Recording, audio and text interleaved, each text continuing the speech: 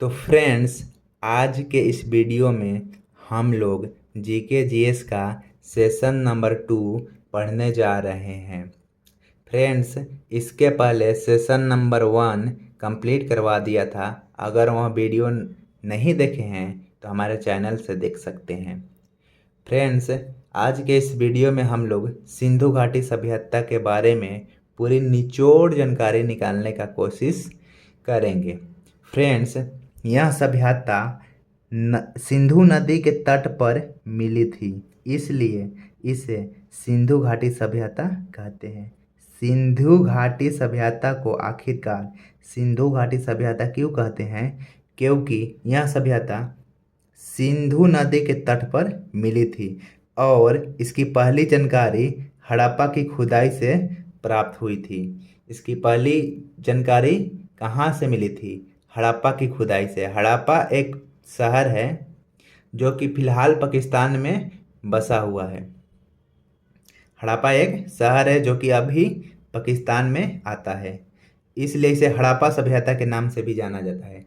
Friends, Sindhu घाटी सभ्यता का दूसरा नाम क्या है? हड़प्पा सभ्यता के नाम से भी जाना जाता है। और इसे किस नाम से जाना जाता है फ्रेंड्स?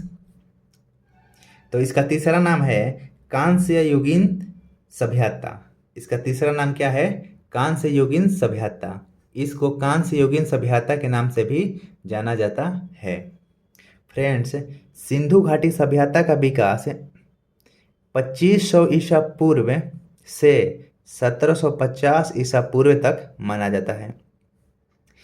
इस घाटी का विकास जो है ना, 2500 ईसा पूर्व से 1750 ईसा पूर्व तक माना जाता है। फ्रेंड्स, ईसा पूर्व किसे कहते हैं और ईस्वी क्या होता है, दोनों में क्या डिफरेंस है, पहला लेक्चर में, पहला सेशन में यह बात मैं बता चुका हूँ। अगर नहीं जानते हैं तो जाकर वह वीडियो देख लीजिए।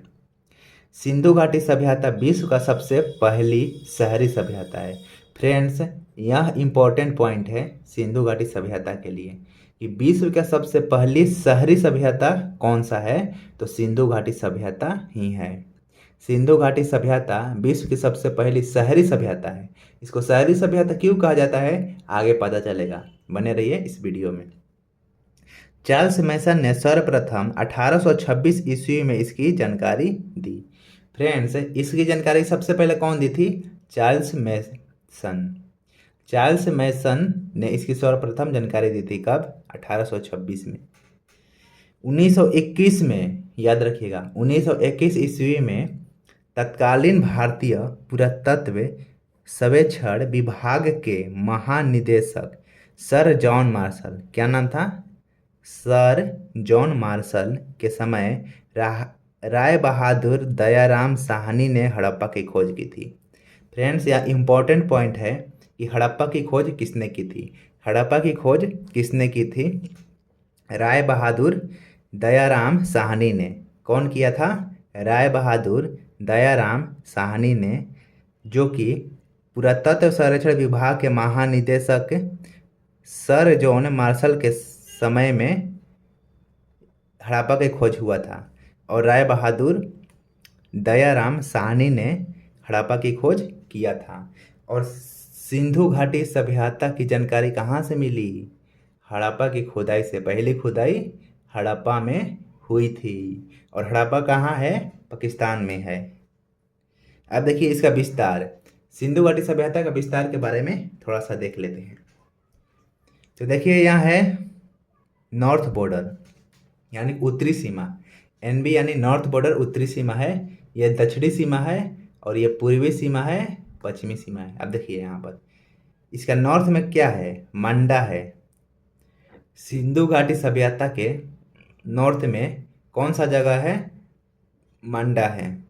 दोस्तों, सिंधु घाटी सभ्यता बहुत ही विशाल एरिया में फैला हुआ है और जो एरिया कवर करता है वहाँ पर एक त्रिभुज बनाता है, एक त्रिभुजाकार एरिया में फैला हुआ है।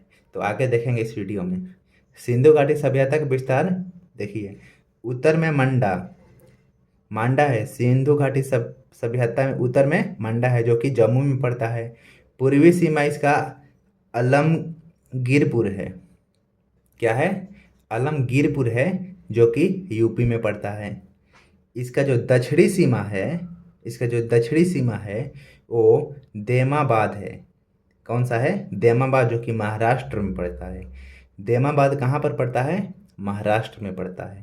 और इसका जो पश्चिमी सीमा है वो सुत का गेंडोर, सुत का गेंडोर है, जो कि क्या है? पश्चिमी सीमा है इसकी। फ्रेंड्स, आगे चलते हैं और देखते हैं क्या क्या जानने को मिलता है।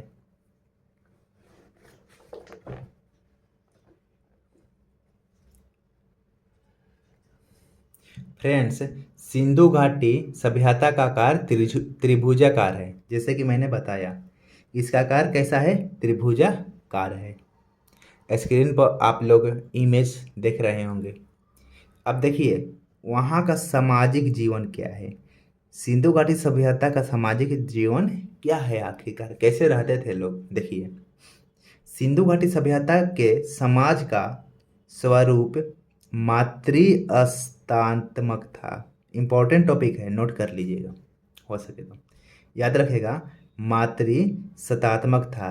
कहने का मतलब क्या हुआ? मातृसत्तात्मक मतलब कि ज़्यादा वहाँ पर स्त्री का वैल्यू रहता था। ज़्यादा वैल्यू किसका रहता था? स्त्री का वैल्यू रहता था। मातृसत्तात्मक यही हुआ। देखिए, सिंधु घाटी सभ्यता का समाज 4 वर्गों में बटा हुआ है। पहला विद्वान वर्ग, दूसरा योद्धा वर्ग, तीसरा व्यापारिक और शिल्पी वर्ग और श्रमिक वर्ग।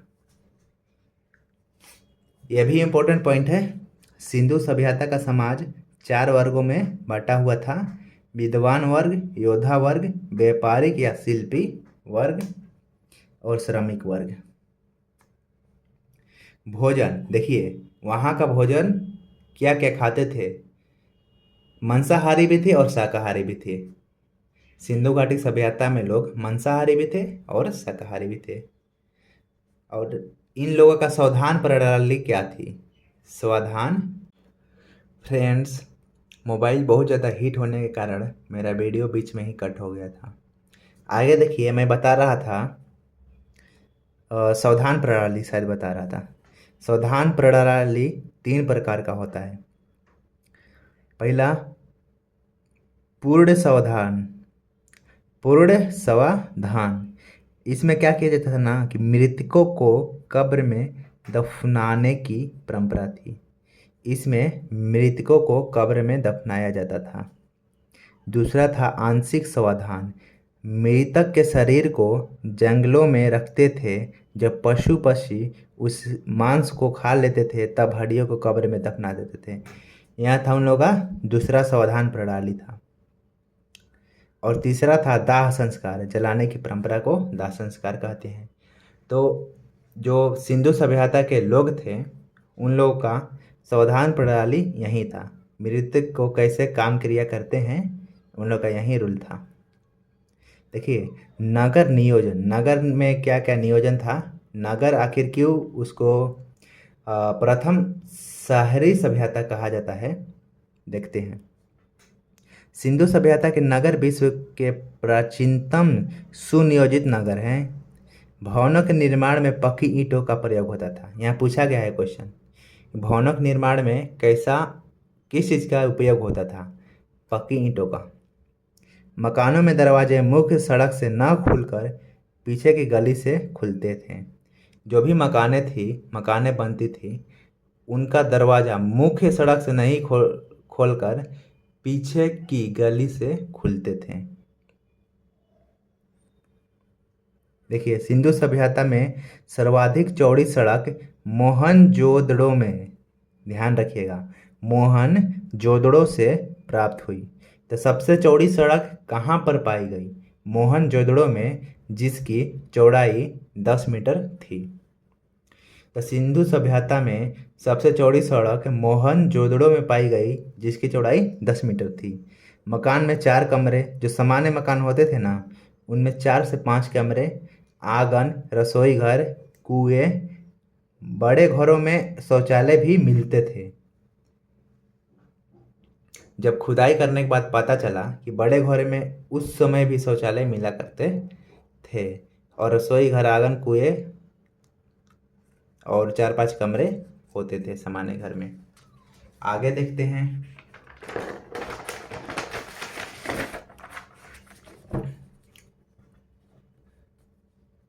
फ्रेंड्स, ढकी हुई नालियाँ भी मिलती थी। समझ सकते हैं आप कि उसको शहर सभ्यता क्यों कहा जाता था।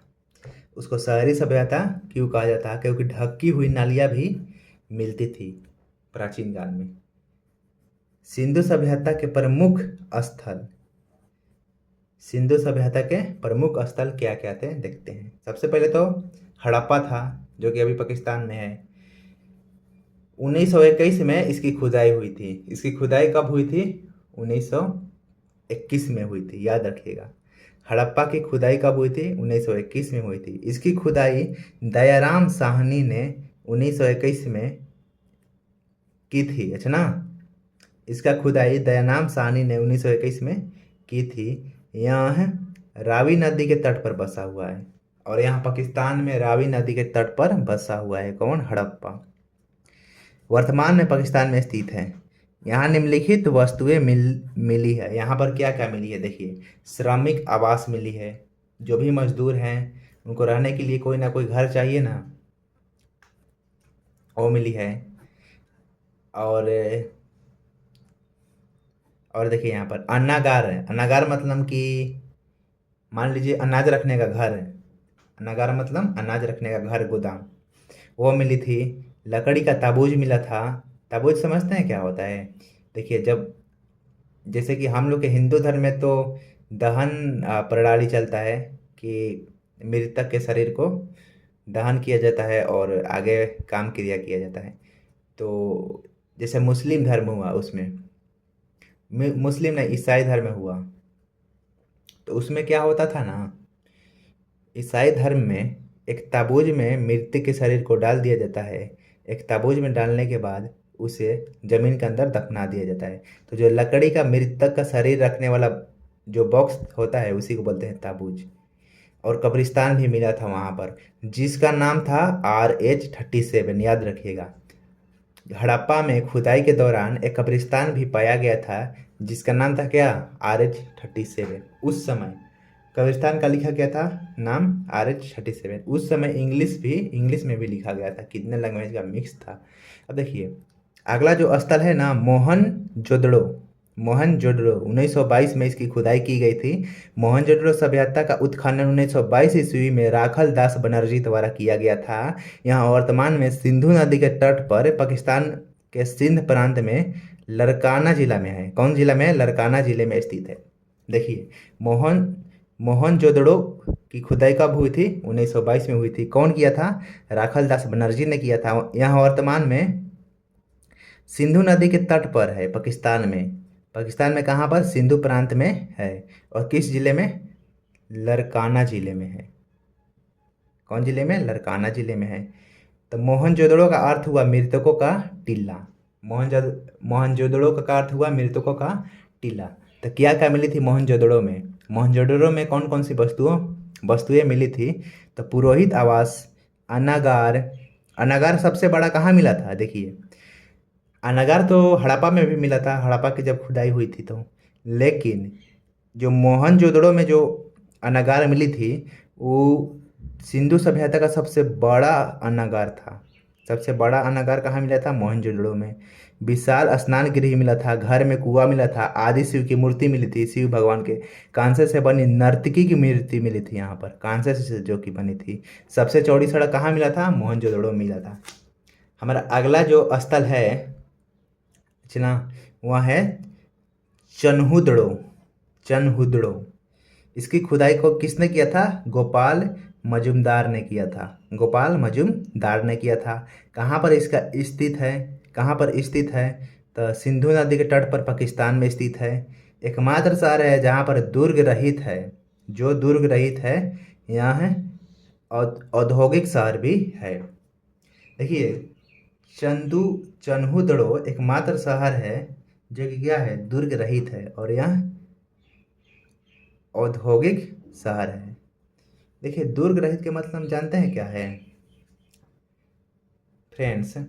देखिए जो यहाँ पर जो हड़प्पा में और मोहनजोदड़ो में जो घर बने होते थे, जिस शहर में घर बने होते थे, उसके चारों तरफ क्या दिया जाता है, बाउंड्री दिया जाता है। इसे मान लीजिए ये हड़प्पा हो गया, इसके चारों तरफ क्या बाउंड्री से घेरा रहता था ताकि बाहर से कोई ना आ पाए। और इसकी गलियां अंदर की तरफ खुली रहती थी, सॉरी इसके दरवाजे अंदर की तरफ गलियों में खुले होते थे, बाहर मेन रोड की तरफ नहीं खुले होते थे। लेकिन चंदू चनहुदड़ों में ऐसा नहीं था। चनहुदड़ों में इसका यहाँ एक क्या था, औद्योगिक शहर था, व्यापारिक शहर था, इसलिए यहाँ दुर्ग रही था। इसका जो दरवाजा थे वो सड़क की ओर से भी खुले होते थे। यहाँ पर क्या मिला था, लिपस्टिक मिला था, शीशा मिला था, मंकी और गुड़िया मिले थे, जो डॉल होती हैं, और मंकी वो मिले थे, कुत्ता मिले थे, बिल्ली मिली थी, सॉरी कुत्ता और बिल्ली के पैरों का निशान मिला था। कुत्ता और बिल्ली के पैरों का निशान मिला था कहाँ पर, चनहुदड़ों में। वहाँ पर लिपस्टिक भी मिला था, शीशा भी मिला था, मंकी और गुड़िया भी मिली थी, क्योंकि औद्योगिक शहर था। फ्रेंड्स अगला है रोपड़। रोपड़ की खुदाई किसने किया था, देखिए यज्ञदत्त शर्मा ने किया था। और रोपड़ कहाँ स्थित है, पंजाब में सतलुज नदी के किनारे स्थित है। यहाँ पर मानव के साथ साथ कुत्तों को दफनाए जाने का प्रमाण मिला। रोपड़ में क्या मिला था, मानव के साथ साथ कुत्ते को दफनाए जाने का प्रमाण मिला था। और इसकी खुदाई यज्ञदत्त शर्मा ने किया था, जो कि पंजाब में सतलुज नदी के किनारे स्थित है। कालीबंगा, देखिए कालीबंगा का अर्थ क्या होता है, काली मिट्टी का चूड़ी। कालीबंगा का अर्थ होता है काली मिट्टी का चूड़ी। इसका खुदाई बीके थापड़ और बीबी लाल किया था। बीके थापड़ और बीबी लाल ने किया था। स्थित कहाँ पर है, राजस्थान में स्थित है, घाघर नदी के किनारे। घाघर नदी के किनारे राजस्थान में स्थित है। वास्तु भी देखिए यहाँ पर हल से जुते हुए खेत के निशान मिले थे। यहाँ पर कालीबंगा में क्या मिला था, हल से जुते हुए खेत का निशान मिले थे, अलंकृत ईंट मिला था, अलंकृत ईंट मिला था, हवन कुंड मिला था, चूड़ी मिला था। यहाँ पर देखिए धौलावीरा खुदाई रविंद्र सिंह बिष्ट ने की थी। यहाँ पर क्या मिला था, स्टेडियम मिला था। याद रखिएगा कि किसकी खुदाई में स्टेडियम मिला था, धौलावीरा स्थल, जो धौलावीरा शहर था सिंधु घाटी सभ्यता में धौलावीरा शहर था, उसकी खुदाई में स्टेडियम मिली थी। सुरकोटदा जगपति जोशी, इसकी खुदाई कौन किया था, सुरकोटदा का खुदाई जगपति जोशी ने किया था, जो कि गुजरात में स्थित है। इसके खुदाई में घोड़े की हड्डियां मिली थी। घोड़े की क्या मिली थी, हड्डियां मिली थी। अगला स्थल है लोथल। लोथल उत्खनन कौन किया था, इसकी खुदाई किया था SR राव ने, जो कि भोगवा नदी के किनारे अहमदाबाद गुजरात में स्थित है। सिंधु सभ्यता का बंदरगाह मिला था। लोथल का खुदाई में क्या मिला था, सिंधु सभ्यता का बंदरगाह मिला था। घर के दरवाजे सड़कों की ओर खुले मिले। बाकी सब में तो घर के दरवाजा गली की ओर खुलता था, लेकिन इसमें सड़क की ओर खुलते थे।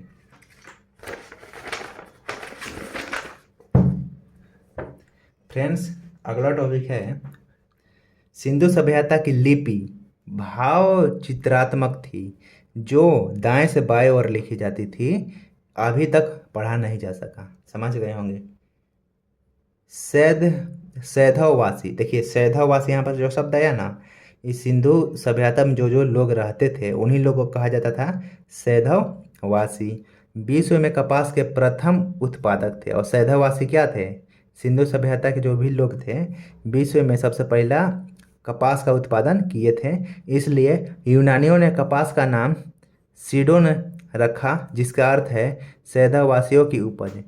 यूनानियों ने कपास का नाम क्या रखा था, सीडोन रखा था। क्यों, क्योंकि इसका उत्पादन किसने किया था, सैधववासियों ने किया था। और सैधववासी यानी कि सिंधु घाटी के लोग।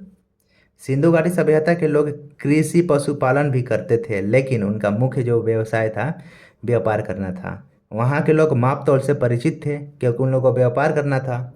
उस समय भी माप तौल से परिचित थे। सिंधु सभ्यता के लोग लोहे से परिचित नहीं थे, याद रखिएगा। यहाँ पूछता है हमेशा एग्जाम में कि सिंधु घाटी के लोग किस धातु से परिचित नहीं थे, तो लोहे से परिचित नहीं थे। हड़प्पा में मिट्टी के बर्तनों में सामान्यतः लाल रंग का उपयोग किया जाता था। जो भी मिट्टी के बर्तनें होती थी वहाँ पर लाल रंगों का उपयोग किया जाता था। हड़प्पा सभ्यता के मोहरे में बहुत बहुत से जानवरों का चित्र मिले थे, लेकिन शेर का चित्र नहीं मिले थे। जो हड़प्पा सभ्यता के मोहरे में बहुत से जानवर का चित्र मिले थे, लेकिन शेर का चित्र नहीं था। तो ये भी सवाल कभी कभी पूछ देता है कि किस जानवर का चित्र नहीं मिला था, तो शेर का। तो मोहरे में सेल खड़ी का इस्तेमाल किया जाता है। एक प्रकार का क्या है, मटेरियल है सेल खड़ी। जो मोहरे बनाए गए थे उसमें सेल खड़ी का इस्तेमाल किया गया था। सिंधु घाटी का सभ्यता पंजाब, राजस्थान, गुजरात, उत्तर प्रदेश, हरियाणा, सिंध और बलूचिस्तान तक क्या है, विस्तृत है। सिंधु घाटी सभ्यता इतने राज्यों में फैला हुआ है। भारत के किस किस राज्यों में फैला हुआ है, तो पंजाब, राजस्थान, गुजरात, उत्तर प्रदेश, हरियाणा, सिंध और बलूचिस्तान में फैला है सिंधु घाटी सभ्यता। तो फ्रेंड्स, ये तक कुछ सिंधु घाटी सभ्यता के बारे में जानकारी। बाकी और भी टॉपिक हैं इसके बारे में, लेकिन ये मोस्ट इम्पोर्टेंट टॉपिक है, इसको अच्छे से पढ़ लीजिएगा। बाकी आप लोगों को PYQ क्वेश्चन स्क्रीन पर दे देता हूँ, इसको सॉल्व कीजिएगा और मिलते हैं अगले वीडियो में। थैंक यू, जय हिंद।